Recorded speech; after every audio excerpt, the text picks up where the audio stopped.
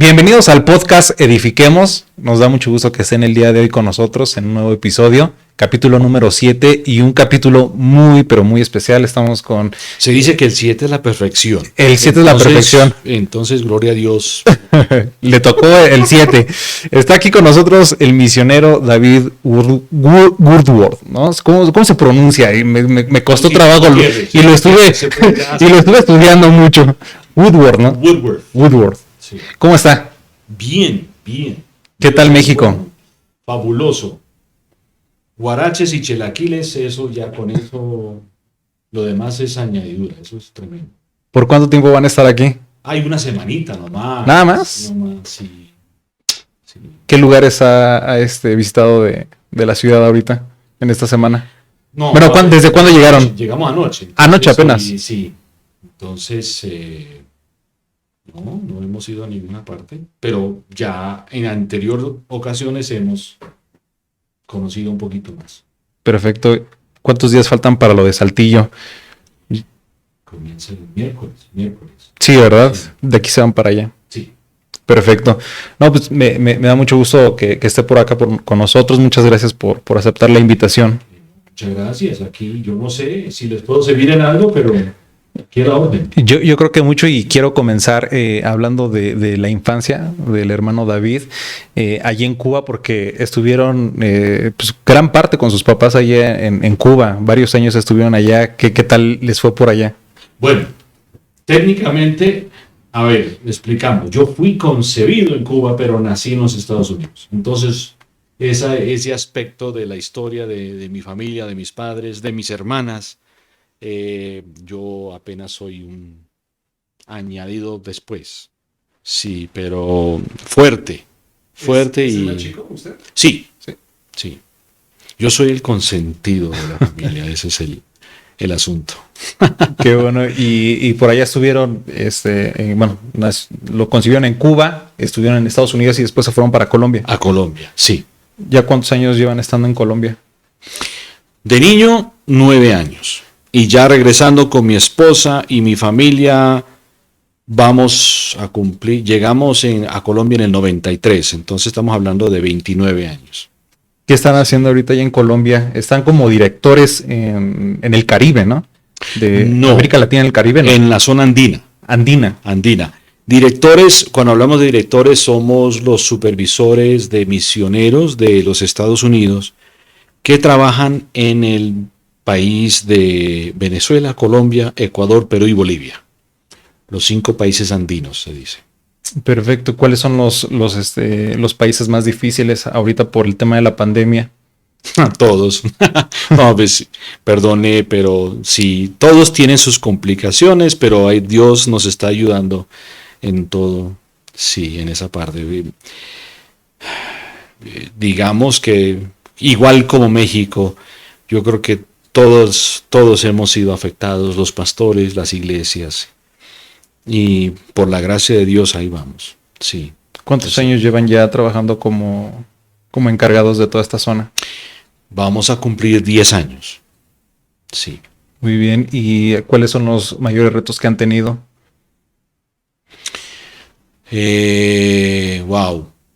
Retos. Retos es, bueno, tenemos, la cuestión es que para buscar nuevos misioneros, porque ya tenemos varios que se van a jubilar en estos siguientes años y quisiéramos renovar esa generación, tener nuevos misioneros, jóvenes, parejas con niños o con bebés para tomar el lugar. Tenemos el privilegio que en la zona andina muchos misioneros llevan 20, 30, 40 años sirviendo al Señor. Eso es un lujo de tener esa jerarquía, ese legado de tanto tiempo con personas, pero ahora que ellos ya terminan, ¿quién va a tomar el lugar de ellos? Entonces eso es un reto grande que nos estamos enfrentando en eso. Y ver qué es lo que Dios va a hacer en eso. ¿Cómo lo hacen? ¿Entrevistan a los prospectos? ¿Cómo es lo que hacen? ¿Cómo es el proceso? Bueno, creyendo que Dios es el que llama, Uno va a visitar iglesias y uno habla de la necesidad, habla de los retos. Algunos vienen como equipos a corto plazo, de una semana, de un mes. Algunos jóvenes vienen y dedican sus vacaciones o 3 meses para ayudar a un misionero, y allí se dan cuenta de que Dios les está llamando y luego empiezan a hacer ya un trabajo más serio, más a largo plazo. ¿Sí? Entonces el reto es que los que vienen a visitar, los que conocen de la obra, los que sienten o si Dios les está llamando, entonces para empezar un seguimiento y una formación para que más adelante puedan seguir con ese trabajo a largo plazo.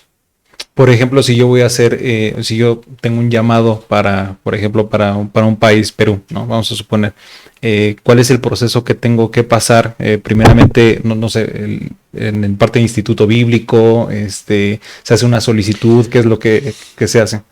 Bueno, es que de Estados Unidos es un poquito diferente y va a sonar un poquito de shock en cuestión de que normalmente se mira una hoja de vida, se desea que tengan algo de experiencia ministerial y algo de capacitación teológica. Pero en el caso dado de que no tienen, entonces acumulan su trabajo ministerial y su trabajo académico teológico en el campo mientras están de apoyo a otros misioneros. Entonces la idea es, bueno, si tenemos una pareja joven de que quieren, por ejemplo, ya tengo una pareja joven que estudiaron en una escuela de liderazgo y todo, pero no tienen credenciales, no tienen algo de ministerial, pero un misionero los ha entrevistado y dice, no, ustedes pueden servir, están en un equipo de plantación en el norte de Ecuador y entonces ahorita están estudiando español, pero a la par que van trabajando en el ministerio, ayudando y están participando en la plantación de iglesias, acumulan experiencia, cumplen con los créditos necesarios académicos y entonces hacen solicitud en los Estados Unidos para sus credenciales de ministro, y en el proceso van subiendo y ya puedan llegar a ser ministro ordenado y un misionero pleno de largo plazo en el campo. Lógicamente, si uno quería que pastores que ya tienen ministerio, que sienten llamado, que vengan a ayudar a abrir obras y abrir, por ejemplo, si hablamos aquí, es que el pastor Joel esta mañana cuando mencionó que hay 39 iglesias en la Ciudad de México para 9 millones de personas o más. Un poco. Uy, no, eso me golpeó duro. Porque, entonces faltan muchas iglesias aquí. Qué rico sería que vinieran misioneros para ayudar a plantar iglesias. Pero el problema es que no son los que tienen experiencia acumulada, no son los que tienen capacidad ministerial o ministros ordenados, sino son jóvenes que quieren venir. Entonces toca recibir los jóvenes, capacitarlos y en el camino van aprendiendo. Como dice, en el camino se arregla el bulto. Entonces ese es el reto que tenemos en todo nuestro continente para recibir misioneros que nos colaboren, porque sinceramente la mies es mucha, las oportunidades son miles, pero el problema es que nadie está aprovechando esas oportunidades. Sí, claro. Y, por ejemplo, ¿quién los capacita a todos ellos o en dónde se forman? Bueno, tenemos un seguimiento con ellos, tenemos capacitación en los Estados Unidos antes de salir. Luego hay un programa un programa excelente en Costa Rica que se llama Cincel, que no solamente les ayuda con el aprender el español, pero también a aprender en cuestión algunas técnicas y cuestión plantación de iglesias, algo de la cultura. O sea, se trata de hacer una formación integral. Y luego llegan aquí al DF para aprender chilango. Eso sí toca, pero eso sí los mandan aquí a curtir. Eso son, que milanesas, que no te, esas cosas son, no, el chilango es otra cosa diferente. Pero, perdone, yo soy de chistes malísimos, peores. Escuché un chiste de usted muy bueno, que lo hizo en su primer podcast que estuvo, del presidente Biden cuando tomó la presidencia. si gusta decirlo. Platicarlo, a ver si se ríen. Pues no sé cuál chiste era, porque hay varios chistes de Biden. El que cuando tomó la presidencia, que iba a dar un paso. Sí, que el presidente Biden tomó, para los que no saben, presidente Biden es presidente de los Estados Unidos, entonces... Bueno, se supone, supuestamente es presidente de los... Y entonces que el presidente Biden, después de sus 100 días de presidente, dice a todo en su ¿cómo se dice? Su promoción. Gabinete. Sí, su gabinete, y además en su discurso a los medios masivos, que yo cuando tomé la presidencia aquí estábamos al borde del precipicio. Pero después de 100 días con nuestro gabinete hemos trabajado duro y hemos hecho todo y podemos decirle que hemos tomado un paso hacia adelante. Entonces, al que le entendió, le entendió. No, está muy bien. Sí, yo creo que mucha gente, y nos lo han comentado los misioneros, inclusive, aquí se forman en el lenguaje, porque aquí tenemos un lenguaje bastante amplio. Sí. Que les ayuda a poder entrenarse, ya para poder después ir a las obras. Se dice que para aprender bien una cultura, un contexto, se necesita de 5 a 7 años. Por eso se necesita misioneros a largo plazo. Porque, ay Dios, a algunos les gusta decir, vamos a hacer misiones, pero vamos un mes y ya regresamos. Y ya hemos hecho misiones. No, señor. No, señor, porque la cuestión es, y especialmente si queremos plantar una iglesia, eso requiere tiempo, requiere inversión, requiere sudar, requiere oración, requiere ayuno, requiere discipulado, de donde uno va a acompañar a las personas, uno va a ayudar a las personas, uno quiere levantar liderazgo, uno quiere abrir otras obras. Eso es un trabajo a largo plazo. Y entonces de pensar de que en 2 años lo vamos a hacer, con todo respeto, ¿sí? Uno dice, no. Es increíble como si hablamos de otro contexto. Los mormones mandan muchos jóvenes a 2 años, pero el trabajo que hacen ellos en 2 años lo tienen que hacer tan acelerado que es muy complicado. Sinceramente, lo que a mí me apasionaría es tener 100 jóvenes, 100 parejas que están dispuestos a dedicar todo el resto de su vida a ver la obra crecer, y es ahí donde uno ve el fruto. Sí, exactamente. Y una de las preguntas sería, ¿ustedes cómo llegan a distinguir cuando realmente se trata de un llamado y no de una emoción? En el camino se arregla el punto. Es que uno no se da cuenta, porque yo creo que aún como jóvenes y como todos, sabemos qué es lo que quiere escuchar la gente. Decimos, no, es que el Señor me ha llamado de tiempo completo a largo plazo. Pero cuando empieza la devaluación del dinero, o cuando viene la crisis, o cuando viene la oposición, luego ellos dicen, no, el Señor no me llamó. Y uno dice, bueno, ¿y qué entonces dónde estaba el asunto? Entonces fue más emoción que llamado. Entonces yo creo que, y es igual en el ministerio, uno dice, bueno, hay que sudarla, hay que trabajar, pero no hay que echarse para atrás. Y entonces eso es el reto grande, de que en las pruebas vamos a seguir adelante en el nombre del Señor. Y es por eso que al sobrepasar esas pruebas, entonces se puede ver el resultado. Sí, pero yo creo que las pruebas mismas definen entre emoción y llamado. Y uno dice, si estoy llamado, eso de lo que venga y lo que ocurra, que el Señor nos va a ayudar a salir adelante. Por ejemplo, ¿cuántos años son los que se calculan que ya una persona ya está preparada para las misiones y que no va a desertar? Eso no, difícil, porque hemos tenido de todo. Ahorita, en nuestro contexto aquí de hablar de nuestra agencia en los Estados Unidos, de las Asambleas de Dios, lo que hemos visto en las estadísticas es un 25%, de 20 a 25% se quedan. De todos los jóvenes y de todos los que vienen a corto plazo, una cuarta parte, una quinta parte llegan a ser misioneros de tiempo completo. Wow. Entonces uno piensa, bueno, que el Señor nos ayude para poder ser más selectivos, Pero en el caso es complicado, pero yo, otra vez, lo que pasa es que ese 25%, ese 20% ha sobrellevado complicaciones o dificultades y no se echan para atrás.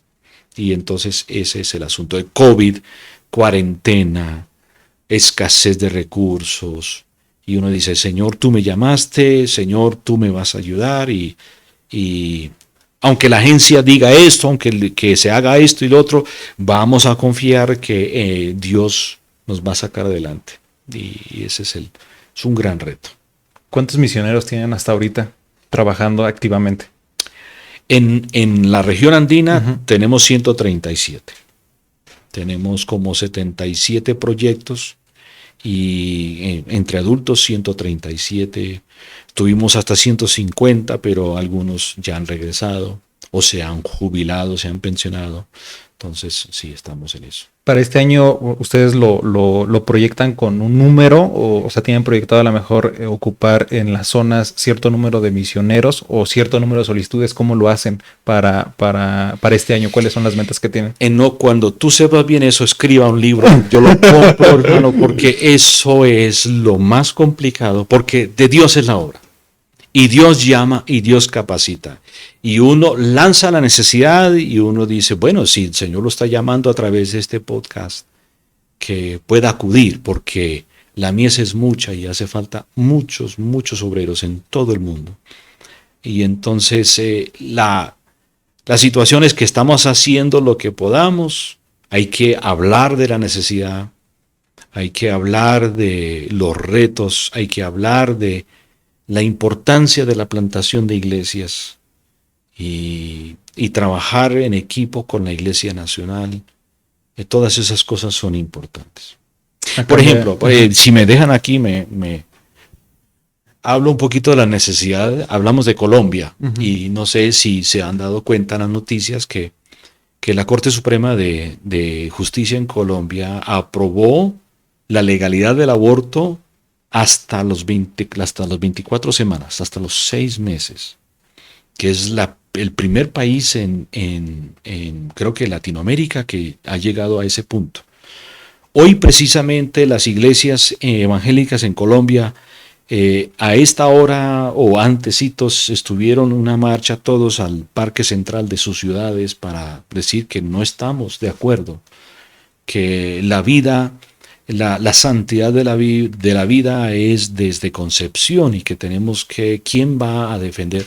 Es más, como se dice, ¿verdad? La primera persona que reconoció el señorío de Cristo Jesús fue un bebé que todavía no había nacido, fue Juan el Bautista. Entonces, la iglesia quiere pronunciarse, decir, aunque el gobierno quiere decir eso, vamos a decir que no estamos de acuerdo.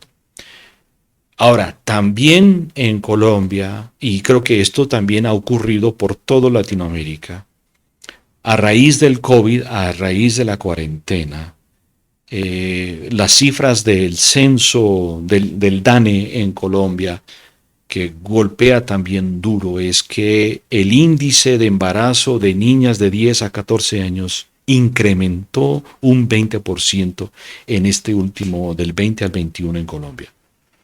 Eso es algo fuerte.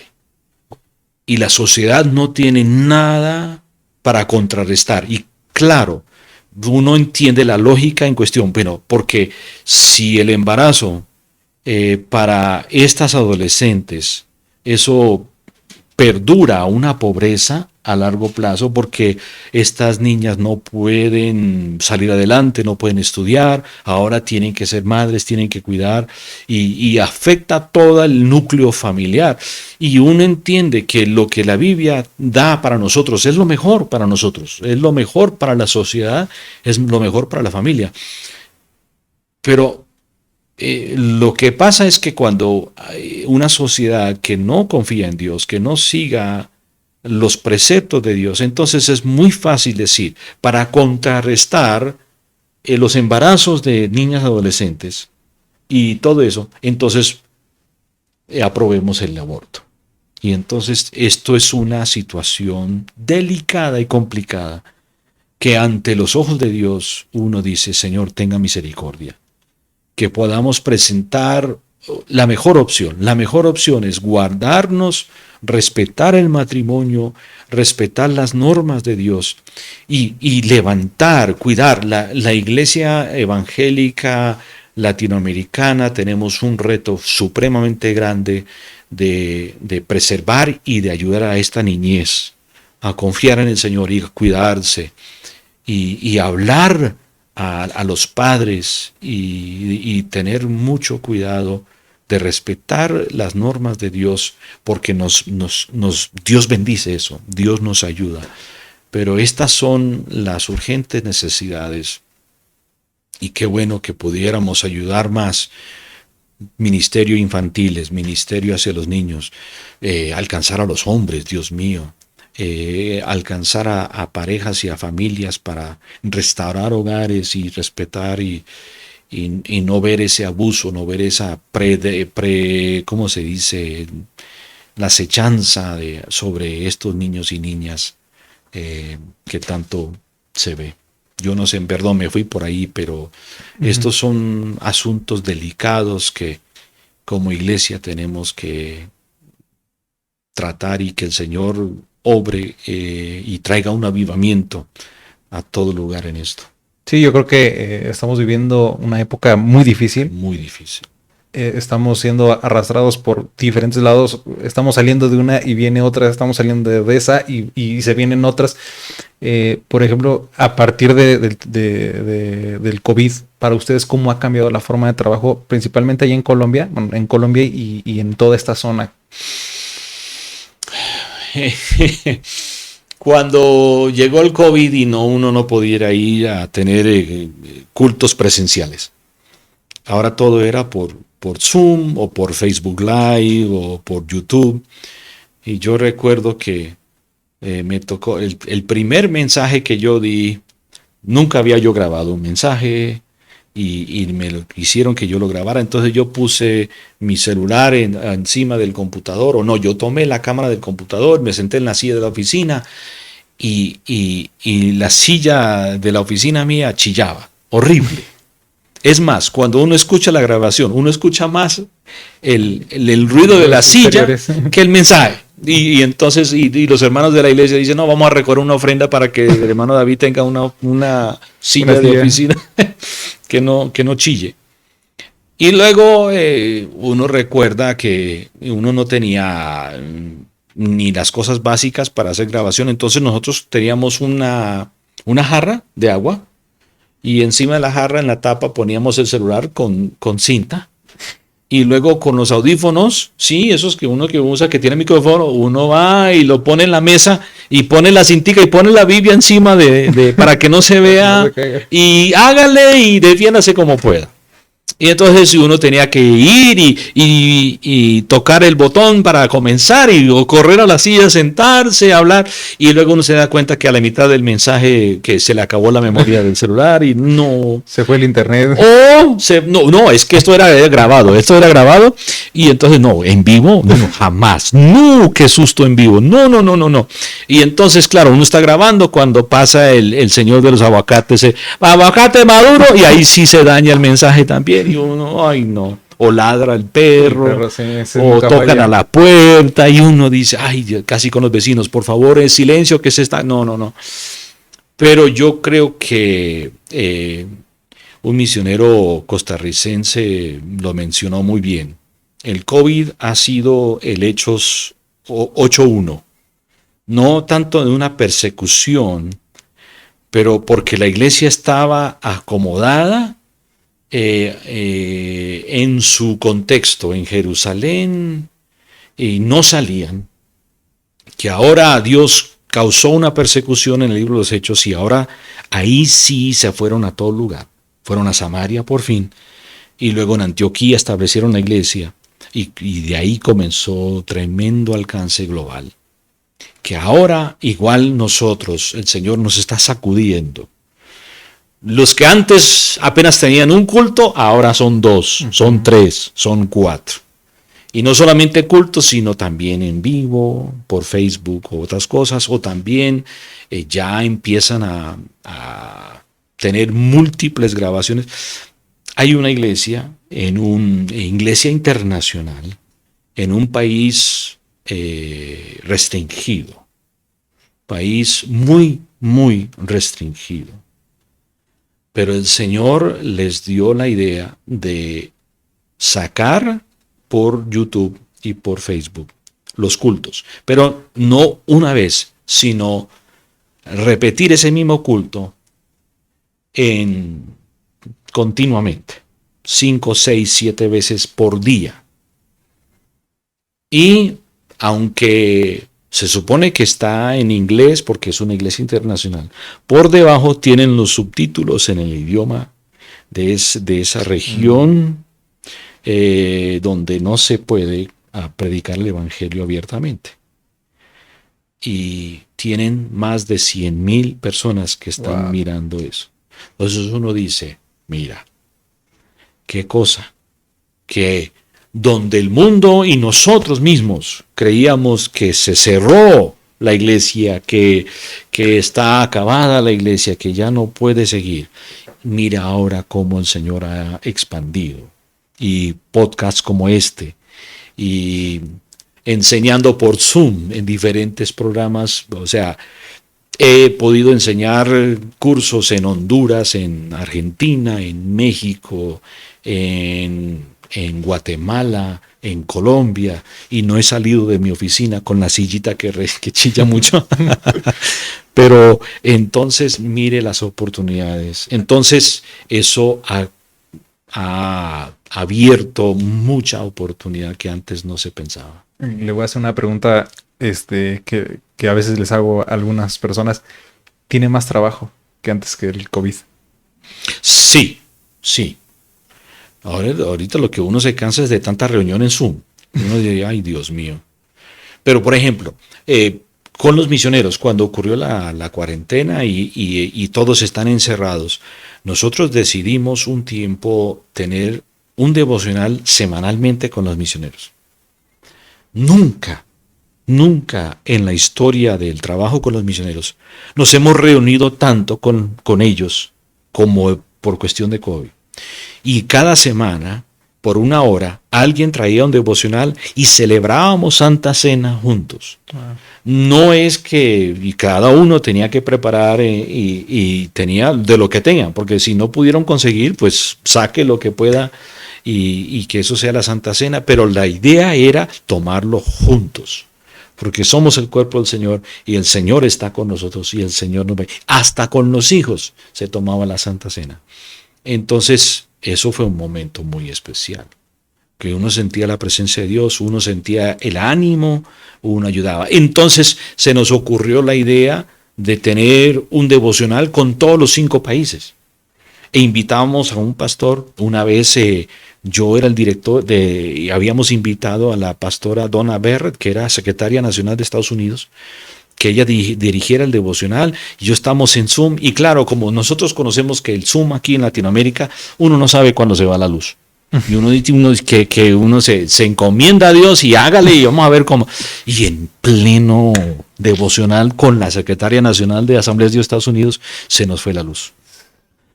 Pero si no fuera por mi esposa de que yo hice coanfitrión a otro, se hubiera caído la cosa. Y entonces, por pura misericordia de Dios, ella siguió y nosotros se nos fue la luz y tuvimos que sacar un celular con datos y para buscar y encontramos y ahí seguimos. Ay, no, pero son los gajes del oficio, como decimos, pero nunca antes se había hecho. Y luego los directores de misiones de toda Latinoamérica, cada mes nos reunimos y se ora el uno por el otro. Esto nunca antes se había ocurrido. Y luego se le ocurrió también a los directores de misiones hacerlo a nivel global. Y tuvimos una reunión con 200 personas. Y claro, todos están en un horario diferente, pero todos ahí estaban casi 200 de todo el mundo. Y con intérpretes en español y todo. No, wow, fabuloso. Eso Entonces uno ahora tiene que escoger en cuestión de trabajo qué va a hacer y qué no va a hacer. Sí. Había una pastora que quería que enseñara una clase en inglés para Nueva Jersey, para latinos, y dije, no, qué pena, pero no tengo tiempo. Qué pesar, pero es que no. Sí, sí, hay más trabajo en esos tiempos digitales. Sí. Hay mucho más trabajo. ¿Cómo recibió ese llamado para las misiones? Ay, Señor.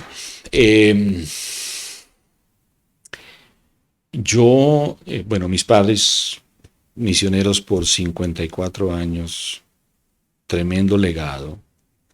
Eh, y, y yo vi a mi papá y mi mamá apasionados por lo que hacían.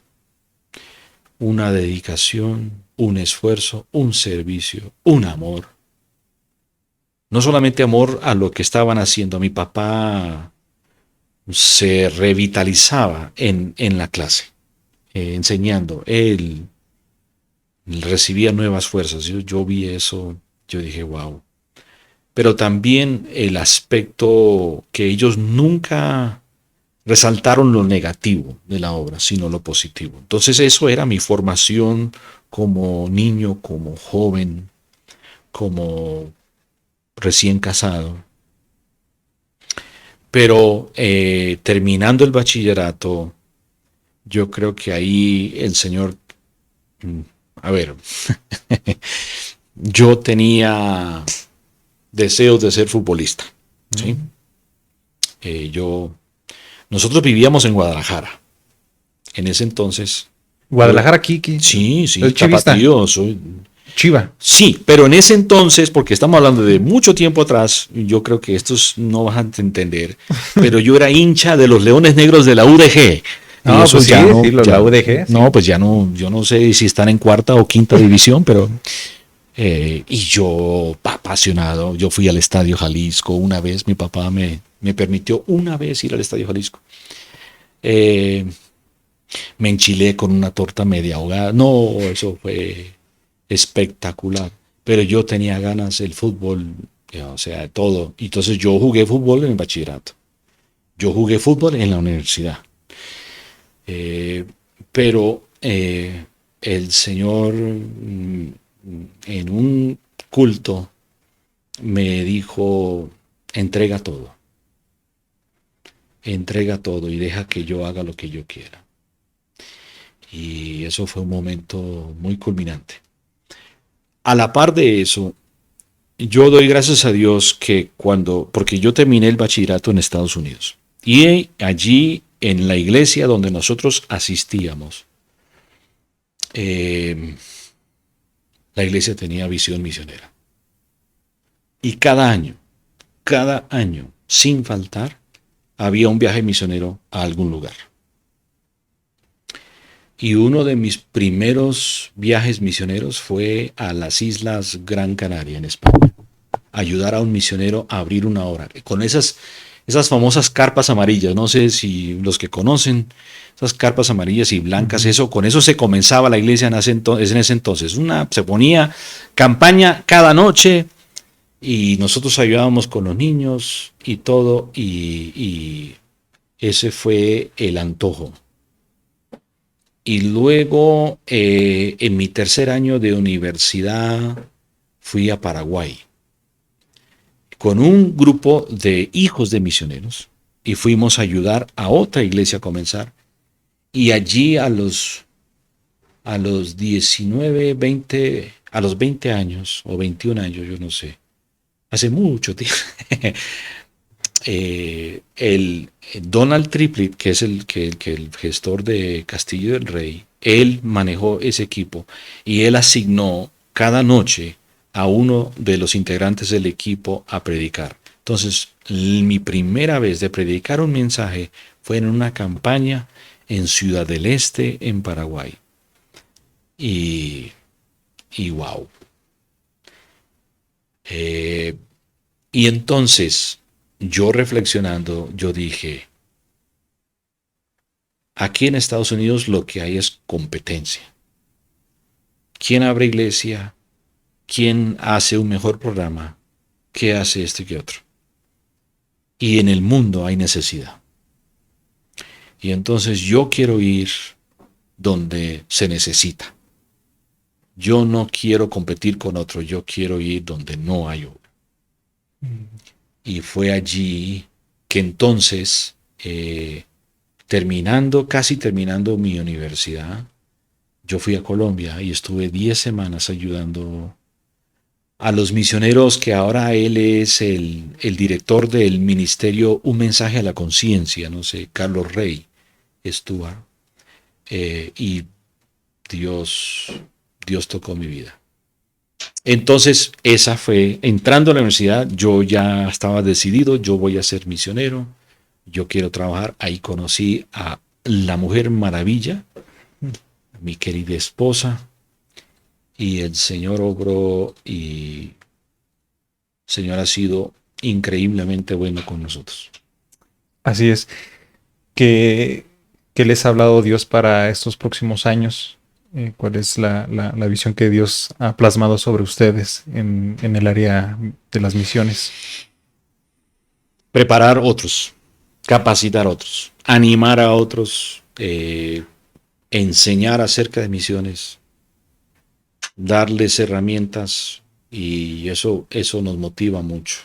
Mi esposa y yo nos fascina hablar de misiones donde quiera que vamos y motivar a jóvenes a buscar ese llamado.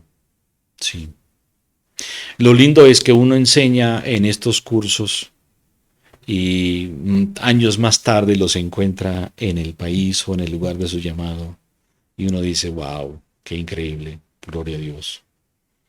Enseñando, y ahora uno visita misioneros en Indonesia, en Europa, en Asia, en África, y uno dice, mira esto. Y Dios los está usando de una manera linda y formidable.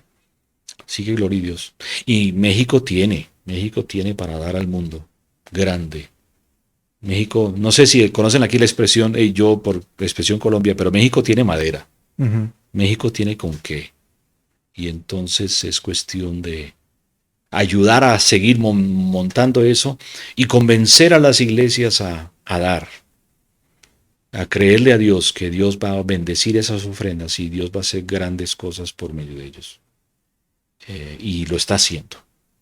Y hay una linda, ya antecedentes, ya misioneros mexicanos que abren camino y son de mucha bendición. Experiencias difíciles en el área misionera que ha experimentado. Experiencias difíciles.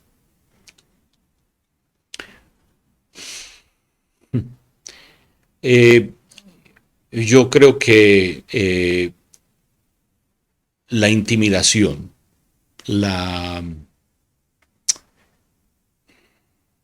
amenazas, cuando uno va a lugares complicados, el enemigo quiere meterse en el cerebro y convencer de que no se puede.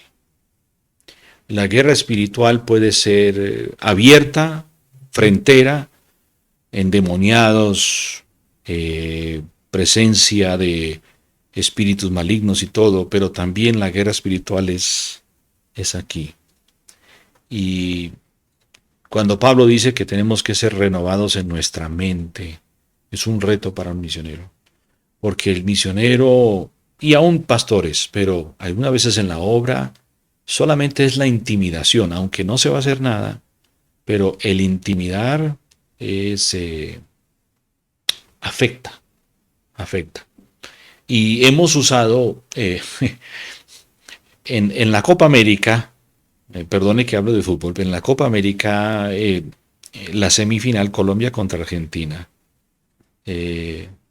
como no había nadie en la plaza, no había nada de espectadores, el micrófono escucha al arquero de Argentino molestar a Jerry Mina antes de que él patea el penalti y él le dice, lo vas a comer. No, o sea, yo te lo voy a atrapar. No no vas a poder. Y, y eso entró en Jerry Mina, aunque yo no sé si él dice que no, pero pateó mal. Y lo atajó el arquero y con eso Argentina siguió y Colombia quedó. Y muchas veces ese es un reto muy grande para nosotros. Yo creo que el Señor, por las dificultades, por los grandes retos, ¿cómo vamos a alcanzar la Ciudad de México con la palabra del Señor? No. Y entonces el diablo comienza. ¿Quién te crees? Lo vas a fallar. Y si uno se convence por lo que dice el enemigo, ahí queda frito. Pero la idea es, tenemos que escuchar a Dios, escuchar su palabra, andar en el Espíritu y confiar de que Dios es el que da el crecimiento, Dios es el que va a edificar su iglesia, Dios es el que va a abrir puertas donde no los hay. Y vamos a confiar y esperar en el tiempo de Él. Pero eso es un reto muy grande. Nosotros, cuando comenzamos estuvimos en Colombia, el secuestro era muy alto en Colombia. Y el secuestro con personas extranjeras era apetecido y pedían mucha plata. Y estaban hablando de que secuestraban los hijos, que secuestraban. Y entonces yo pasé por un periodo donde yo dije, Señor, no importa, yo tengo 3 terremotos, 3 hijos pequeños, los quiero mucho, somos bendecidos, ya están casados todos y van muy bien, pero en esa época de niños, cuando estaban yendo a la escuela en primaria, nosotros íbamos caminando al colegio, porque era relativamente cerca, y yo estaba pensando, Señor, no importa qué tanto uno trata de cuidar y proteger, alguien puede venir en un carro, agarrarlo y se van, y ¿qué puede hacer uno? Y yo sé que eso fue una lucha interna conmigo, que yo dije, Señor, te entrego mis hijos. Yo hasta cierto punto puedo cuidarlos, pero yo sé que tú los puedes cuidar completamente. Y llegué a un punto donde los puse delante de Dios como al altar y decir, Señor, aquí están, te los pongo en tus manos. Y Señor, de aquí en adelante yo voy a hacer mi parte, pero yo sé que tú vas a hacer tu parte. Si es que secuestran a uno de mis hijos o a mi esposa o me secuestren a mí, es por tu voluntad. Tiene que ser por tu voluntad y tú tienes un propósito. Pero también sé que tú puedes cuidar y tú nos has guardado. Eso fue un momento clave para mí, porque ya descansé de que la responsabilidad mía era la única de cuidar a mi familia, sino que ahora también yo confiaba en Dios. Y entonces eso nos ayudó con esos tiempos, porque en Colombia hablaban de las famosas pescas milagrosas, donde bajaba la guerrilla, tomaban una carretera, paraban todos los carros, miraban en sus datos quién tenía plata, quién no tenía plata, y el que tenía plata se lo llevaban y pedían un montón de dinero a la familia. Y ahora el secuestro ha bajado bastante, pero eso fue un momento crítico, especialmente para extranjeros. Uh-huh. ¿Qué le diría a los misioneros que están, o más bien a las nuevas generaciones que están siendo llamados a ser misioneros, pero que por alguna otra cosa no han podido salir a ese lugar donde Dios les ha llamado? ¿Qué les diría en este momento? Sin fe es imposible agradar a Dios.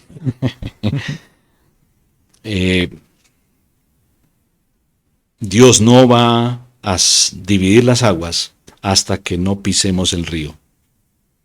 Y si esperan de que Dios le dé los pasajes, que Dios le dé la visa, que Dios le dé la casa de antemano para llegar, nunca va a ocurrir así. Pero si se lanza en el camino, Dios va a dar los pasajes. En el camino, Dios va a dar la visa. Aunque la niegan 5 veces, 10 veces, Dios va a dar la visa. Y Dios va a dar lugar y Dios va a bendecir la obra. Pero es en fe. Sí. Fue algo que me pasó en este podcast, porque estaba hablando con mi hermano y yo todavía estaba muy indeciso si lo comenzaba o no. Y me decía mi hermano, comienza con lo que tienes. Yo, es que yo quiero luces, es que yo quiero un fondo, quiero prepararlo. Me decía, lánzate así, es fe, hermano, es fe, y Dios va a ir supliendo lo necesario con el tiempo. Pero creo que a veces no tenemos eso, no la creemos o queremos que ya todo esté listo. Sí. Unos pastores fueron obedientes a Dios a ir a una región de Colombia donde no había iglesia. El litoral pacífico de Colombia es uno de los lugares más abandonados de Colombia, lindos. Una población indígena y una población afrocolombiana, excelentes personas, pero abandonados. Y cuando fueron no había, nuestra misión, Asambleas de Dios, no tenía una sola obra en todo el departamento de Chocó. Pero alguien tiene que comenzar. Y Leonardo y Diana Torres, desde Bogotá, desde la región de Boyacá, decidieron obedecer a Dios sin saber a dónde iban, sin saber qué les esperaba. Pero porque ellos actuaron en fe, yo puedo dar testimonio de que el Señor proveyó para su vivienda, el Señor proveyó, se compró un lote, se construyó una iglesia, se comenzó Instituto Bíblico por extensión. O sea, todo esto se dio después de que de ellos ir. Nunca se hubiera hecho todo esto sin que ellos hubieran salido primero. Yo creo que para los queridos jóvenes y familias que quieren ser misioneros, pastores e iglesias están viendo una fe, están viendo un compromiso. Yo quiero trabajar en este país, yo quiero ayudar, vamos a estudiar el idioma, vamos a hacer esto, yo estoy confiando en el Señor y vamos a salir adelante. Yo voy a cumplir con todas las normas que exige el Departamento de Misiones aquí en México, yo voy a cumplir con el estudio, pero déjeme decirle, aún sin un solo peso, el Señor va a proveer y el Señor le va a dar, pero tal vez no lo da en el tiempo que nosotros queremos que sea así, sino que en el tiempo de Dios todo se va a dar si le creemos a Él y seguimos firmes en ese trabajo. Así es.